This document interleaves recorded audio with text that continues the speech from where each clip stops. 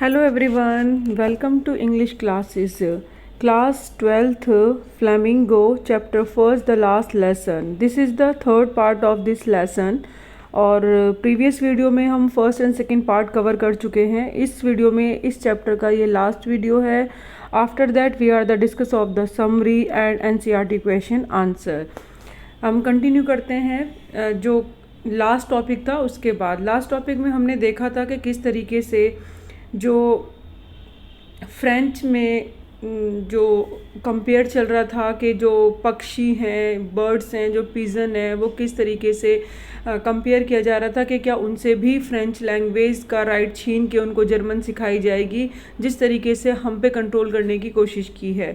तो ऐसे ही आगे बढ़ते हुए Whenever I looked up from my writing, I saw M. Hamel sitting motionless in their chair and gazing first at one thing. That means जब वो कह रहा है फ्रेज कहता है कि जैसे ही मैं ऊपर देखता था लिखते लिखते तो हैमल पे मेरी जब नज़र जाती थी तो वो ऐसे बिल्कुल मोशनलेस बैठे हुए हैं चेयर पे and gazing first at one thing.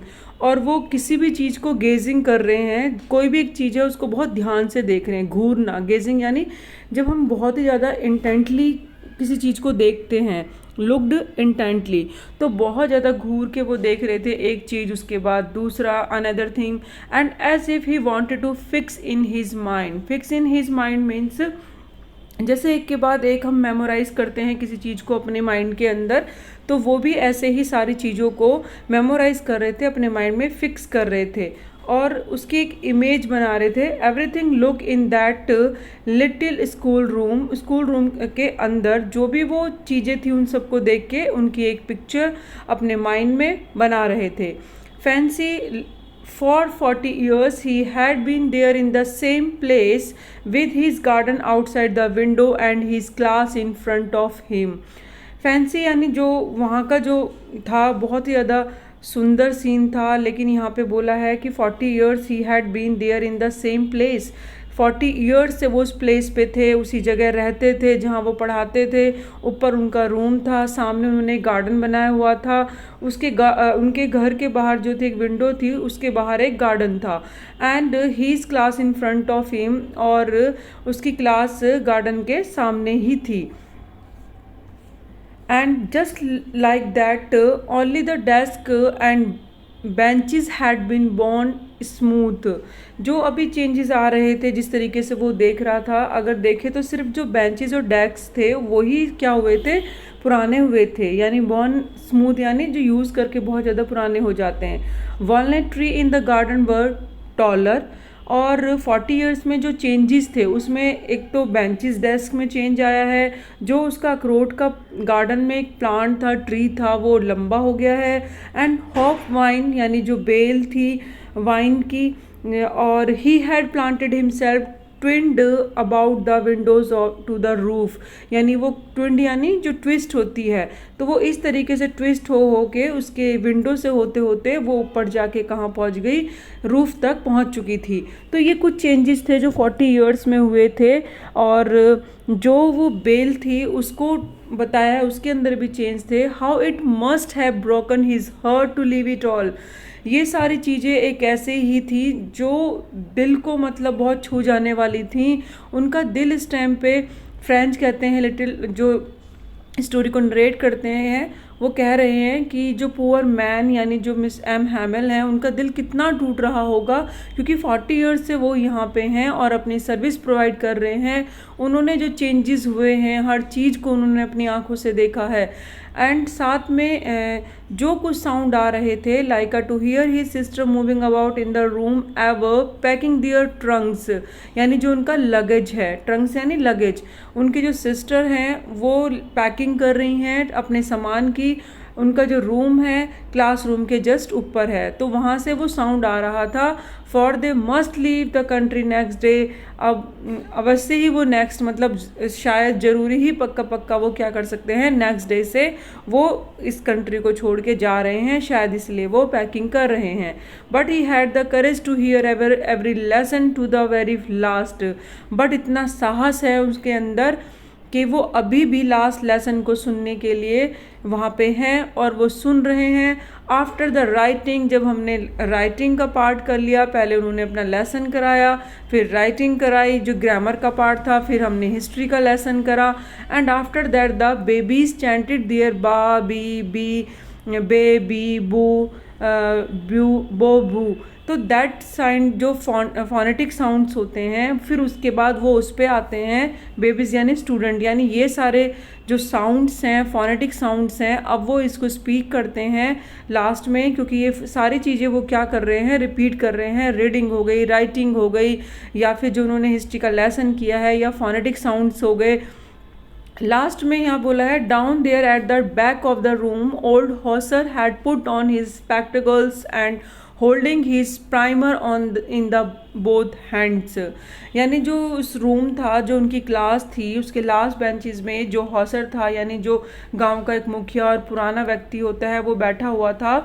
उसके हाथ में प्राइमर थी। प्राइमर यानी जो बुक होती है, जो बेसिक बुक होती है, जहाँ से ही कोई हम लैंग्वेज सीखते हैं। बेसिक रीडर जो किसी भी लैंग्वेज को सीखना चाहता है, तो उसका जो बेसिक पार्ट होता है, स्टार्टिंग होती है, वो प्राइमर होती है। तो वो उसने अपने हाथों में पकड़ी हुई थी हॉसर मैन ने, और वो पीछे बैठा हुआ था एंड वो भी स्पेल कर रहा था लेटर विद दैम। जैसे जैसे स्टूडेंट स्पीक कर रहे थे, वो भी स्पीक कर रहा था। And you can see that he too was crying. उसको आप देख सकते थे कि वो स्पीक तो कर रहा था बट रो भी रहा था। हिज वॉइस ट्रेम्बल, उसकी वॉइस बहुत ज़्यादा ट्रेम्बल हो रही थी, यानी शिवरल हो रही थी, शेक हो रही थी, कांप रही थी इमोशन की वजह से, क्योंकि उसका जो अंदर की जो फीलिंग है बहुत ज़्यादा हर्ट हो रहा था कि ये आज हमारा लास्ट लेसन है। And it was so funny to hear him that we all wanted to laugh and cry. सभी बच्चे कहते हैं बहुत फ़नी था कि वो रो भी रहा है और पढ़ भी रहा है, तो ये हमारे लिए एक लाफिंग भी था और एक हमारी एक सिचुएशन ऐसी थी कि हमें भी रोना आ रहा था। How well I remember it that last lesson. और ये क्योंकि हमें ये सब पता था कि हमारा लास्ट लेसन है, और ये सारी सिचुएशन इसीलिए उनको हर्ट कर रही थी क्योंकि उनका ये लास्ट लेसन है। All at once the church clock struck 12। जैसे ही एट वंस वो अपना लेसन पढ़ ही रहे थे, तभी जो वहाँ की चर्च की जो क्लॉक है उसमें 12 o'clock हो जाते हैं, 12 बज जाते हैं। और जैसे ही 12 बजते हैं तो एक रिंग होती है, साउंड आता है बेल का, एंड एंजेलस, यानी एंजेलस मीन्स होता है जो चर्च में होने वाली प्रेयर होती है, तो वो स्टार्ट हो जाती है। And the same moment the trumpets of the Prussian and returning from drill sound under our windows. तो साथ साथ में जैसे ही उनकी क्लॉक में 12 बजते हैं, और जो एक वहाँ पे स्टार्टिंग में ही इस लेसन में बताया था, जो कि पर्शियन सोल्जर हैं, वो ड्रिल यानी एक्सरसाइज कर रहे होते हैं फैक्ट्री के पीछे जो ग्राउंड होता है वहाँ पे। तो वो ड्रम को थोड़ा सा बीट करके बहुत ज़ोर से शोर मचा के मतलब ड्रम की बीट के साथ एक्सरसाइज कर रहे थे, तो वो साउंड आ रहा था। बट अभी वो साउंड भी क्या हो गया, मतलब बंद हो गया, क्योंकि वो वहाँ से वापस आ रहे थे। ये सब कैसे पता चला? विंडो से पता चला। एंड ट्रम्पेट्स मीन्स होता है जो म्यूज़िकल इंस्ट्रूमेंट होता है, क्योंकि जो पर्शियंस सोल्जर्स थे वो एक म्यूज़िकल इंस्ट्रूमेंट के साथ एक्सरसाइज कर रहे थे, और वो भी अब बंद हो गई थी।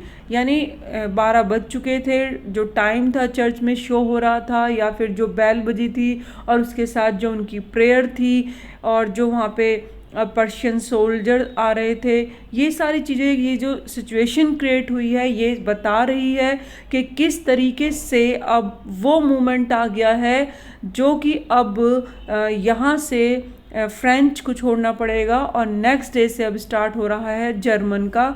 और क्योंकि जो जर्मनी है फ्रांस को पूरी तरीके से कंट्रोल कर लिया है। एम हैमल खड़े हो जाते हैं ये सब देख के, वेरी पेल। उनका जो फेस का कह सकते हैं फेस बिल्कुल चेंज हो जाता है, यानी जो फेस और स्किन होती है तो उसका कलर चेंज हो जाना, like I use to describe person face और स्किन कलर देन यूजुअल। जब हम कोई ऐसे सिचुएशन में होते हैं, सैड हो गया, जो हमारे फेस पे आ जाता है लाइक दिस। तो इन हिज चेयर से जब वो खड़े होते हैं अपनी, never saw him look so tall, इतने लंबे वो कभी नहीं दिखे। फ्रेंच कह रहे हैं इतने लंबे वो कभी नहीं दिखे जितने कि वो आज दिखे, क्योंकि वो बहुत स्टिफ और बहुत ज़्यादा एक पोजीशन पे खड़े हुए हैं, बिल्कुल स्ट्रेट खड़े हैं, जिसकी वजह से वो कहने का मतलब है कि वो टॉल दिखाई दे रहे हैं। माय फ्रेंड्स, और वो क्या बोलते हैं, सैड ही, उन्होंने बोला आई, बट वो उनका जो मतलब थॉट है, गला है, वो चॉक्ड हो जाता है, भर आता है। He could not go on, वो बोलना चाहते हैं बट वो नहीं बोल पाते हैं। Then he turn to the black board, तो जब वो कुछ नहीं कर पाते हैं, नहीं बोल पाते हैं, तो वो टर्न होते हैं और ब्लैक बोर्ड की तरफ और एक पीस ऑफ चॉक यानी चॉक उठाते हैं और bearing on with all his might, पूरी पावर के साथ अपना पूरा जितने माइट है, स्ट्रेंथ है, वो लगाते हैं। And he wrote as a large as he could, और जितना बड़ा वो लिख सकते थे वो लिखते हैं। और क्या लिखते हैं, जिंदाबाद, हमारा फ्रेंड जिंदा रहे और हमेशा आबाद रहे। And that means long leave France, इस जो वो फ्रेंच में लिखते हैं वाइव ला फ्रांस, तो इसका मतलब क्या है कि लॉन्ग लाइव फ्रांस, फ्रांस हमेशा जिंदा रहे और आबाद रहे। मतलब लाइक जब हम कहते हैं अपनी कंट्री के लिए एक पैट्रियोटिक फीलिंग होती है उस चीज़ के लिए। देन ही स्टॉप, फिर वो रुक जाते हैं। And lean his head against the wall, अपना सर वॉल पे रखते हैं। And without a word he had a gesture to us with his hand, school is dismissed, you may go, बिना कुछ बोले इशारों से, यानी वो इंडिकेट करते हैं कि आज हमारे अब स्कूल का अब ये लास्ट डे है, अब आप जा सकते हैं। डिसमिस यानी स्कूल ख़त्म हो गया, बंद हो गया।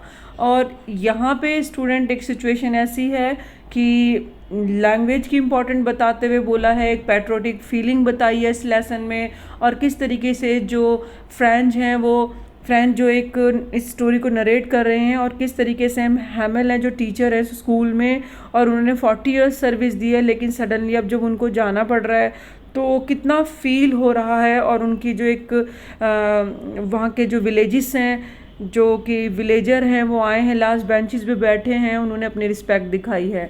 तो यहाँ पे पैट्रियोटिक जो एक फीलिंग है, पैट्रियोटिज्म जो फीलिंग है, उसको शो करने की कोशिश की गई है, और एक लैंग्वेज को इम्पॉर्टेंट बताने की ट्राई करी है कि हमेशा हमें लर्निंग मोड में रहना चाहिए। स्टूडेंट के लिए एक स्पेशल मैसेज है कि आप अपनी लैंग्वेज को हमेशा इम्पॉर्टेंट दें, आज का वर्क आज ही करना चाहिए, कल पे नहीं डालना चाहिए। तो नेक्स्ट वीडियो में स्टूडेंट हम इस चैप्टर की एक शॉर्ट समरी करेंगे, after that the NCERT question. Thank you so much, keep watching, keep learning.